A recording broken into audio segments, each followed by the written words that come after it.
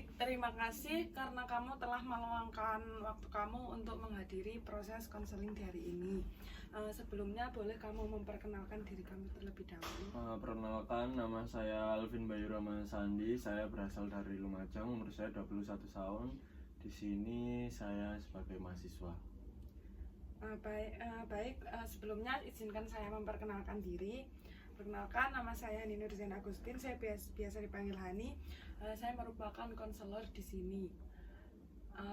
Sebelumnya, apakah kamu sudah tahu apa itu tugas dari seorang konselor? Sudah sih, Kak.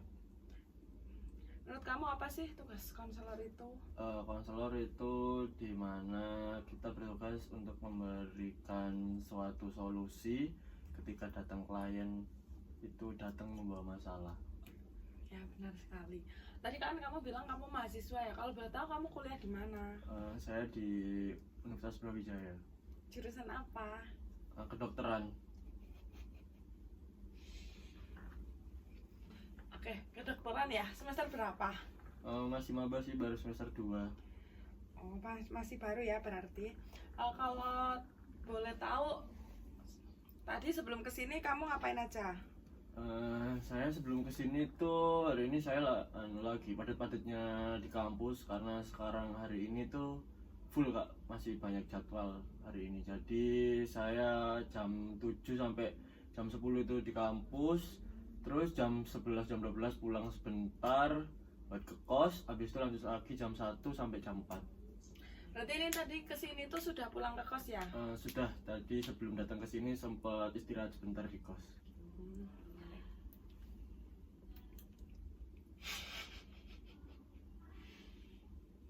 Apakah kamu sudah bersedia untuk melakukan proses konseling di hari ini? Sudah. Baik, sebelumnya kamu bisa duduk dengan nyaman. Ya, udah nyaman ini kok. Ya.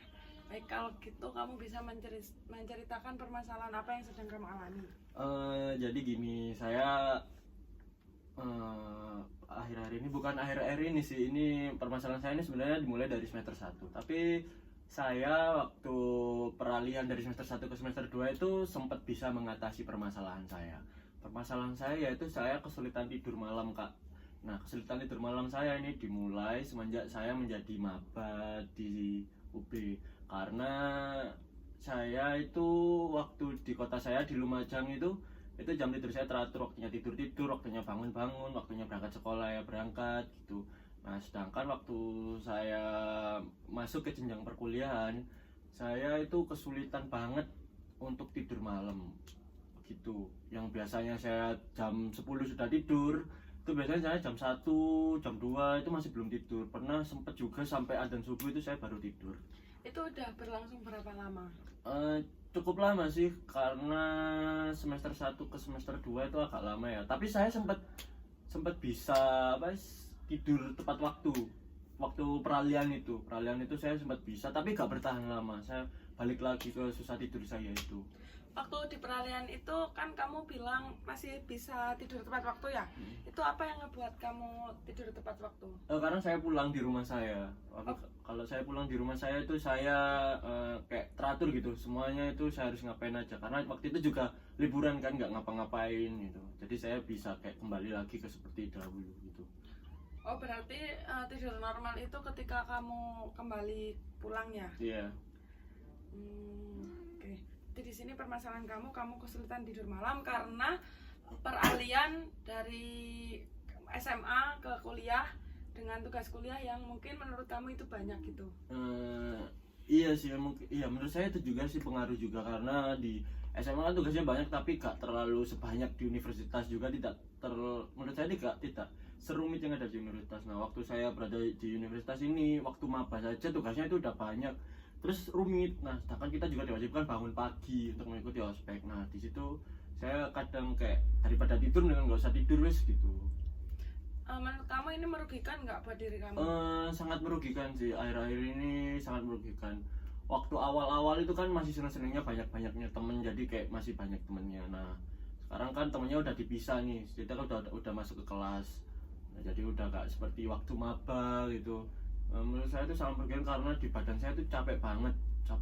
Terus kadang itu saya pernah juga akhir-akhir ini di semester 2 saya pernah skip di kelas-kelas sore karena saya tidur siang terlalu lama.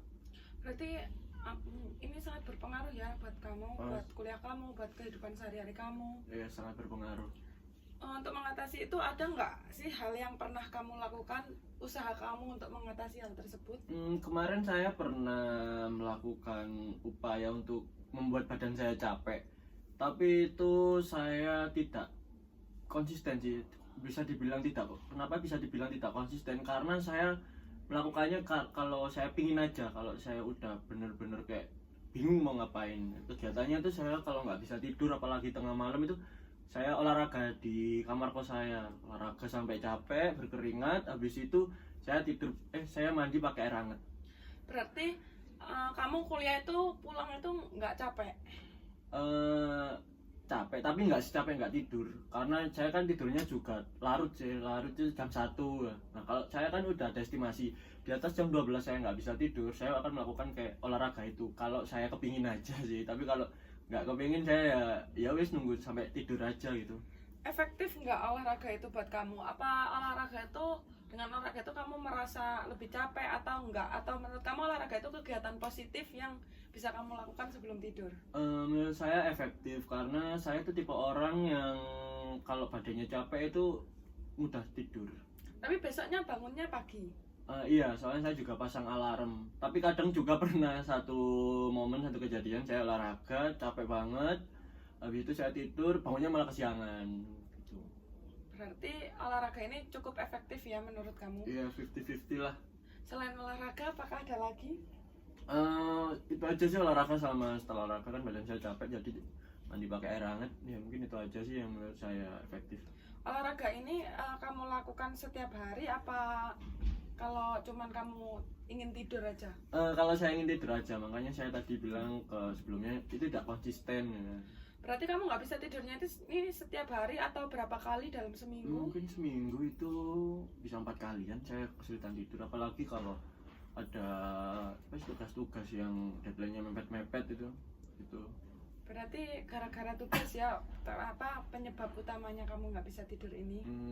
Bisa dibilang begitu karena tahu sendiri kan semester segini masih semester 2 apalagi etik-etiknya ya. Iya, etik-etiknya, tugas-tugasnya. Apa motivasi kamu untuk mencapai tujuan kamu? Kan tujuan saya ingin kembalikan jam tidur normal saya. Motivasi saya biar saya bisa dibilang biar saya nggak beban sendiri gitu loh, biar saya nggak capek juga, nggak berpengaruh di akademik saya, terutama di akademik sih. Soalnya saya kan di sini kuliah, nah gitu, masa saya sering bolos hanya gara-gara tidur.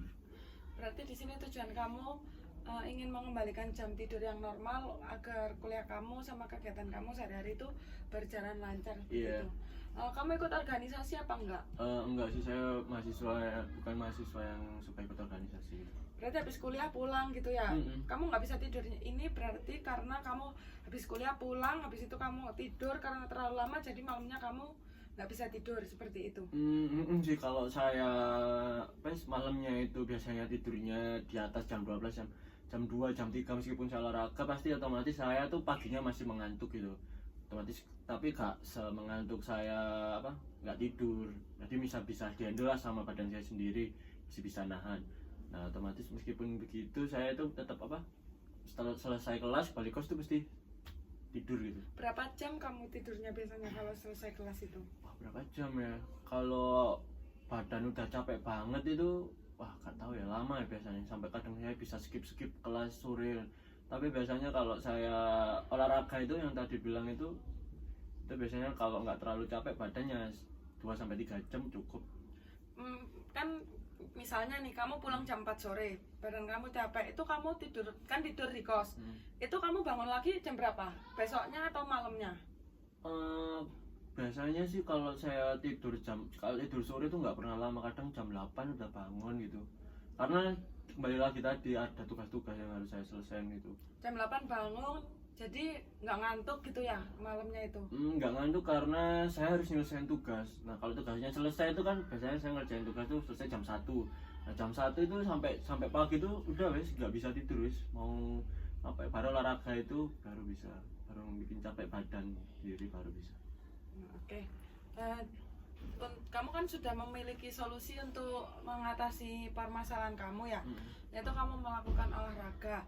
Di sini untuk menjaga itu supaya konsisten, kita akan melakukan sebuah kontrak antara saya dan kamu. Kontrak perilaku di sini kamu tulis di kamu kayak membuat jurnal harian. Itu kamu tulis seefektif apa sih olahraga yang kamu lakukan. Misalnya hari ini kamu nggak bisa tidur, ada nggak kegiatan lain selain olahraga yang bisa kamu lakukan? Kalau emang nggak bisa, olahraga yang kamu lakukan itu berapa lama gitu? Mungkin kamu bisa mengerti. Bisa. Ada yang ingin ditanyakan? Untuk sejauh ini tidak ada sih. Oke, karena waktu konseling kita sudah habis Ya. Dan kamu juga sudah tahu apa yang harus kamu lakukan dengan kontrak perilaku ini, mungkin kita bisa jadwalkan lagi pertemuan berikutnya 1 minggu ke depan untuk melihat progres apa yang sudah kamu lakukan untuk mengatasi permasalahan kamu yang nggak bisa tidur ini. Nanti ketika kita melakukan konseling lagi, kamu jangan lupa membawa catatan yang saya suruh ya. Iya, siap. Baik, mungkin bagaimana perasaan kamu setelah melakukan konseling hari ini? Untuk perasaan saya mungkin saya lebih tahu kedepannya saya harus ngapain lagi ya kan. Karena saya kan olahraga itu saya tidak konsisten, jadi saya bisa mungkin ada beberapa program yang saya pikirkan mungkin saya tulis lalu saya coba itu. Baik, kalau begitu proses konseling hari ini saya akhiri ya. Terima kasih atas kerjasamanya. Semoga kita bisa bertemu di minggu depan dengan kamu membawa kabar baik untuk saya. Terima kasih. Ya.